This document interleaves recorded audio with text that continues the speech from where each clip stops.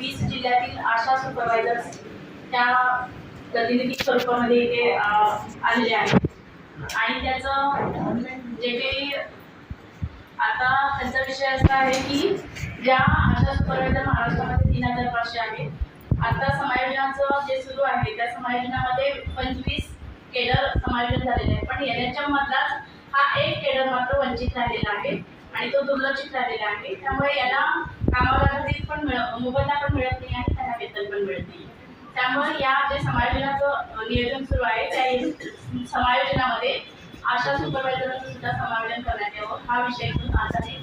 इथे सरिताताईंच्या माध्यमातून आज आपल्यापर्यंत हा विषय घेतलेला आहे. त्याच्यामध्ये आपल्या संघटनेचे प्रवीण चौधरी सर आणि आम्ही मिळून इतर सगळ्यांच्या अपेक्षा म्हणजे साहेबांनीच खरं तर महाराष्ट्रामध्ये भारतामध्ये संपूर्ण महाराष्ट्रातल्या आशा आणि आशा गटप्रवर्तकांना सगळ्यात जास्त मानधन मिळतं.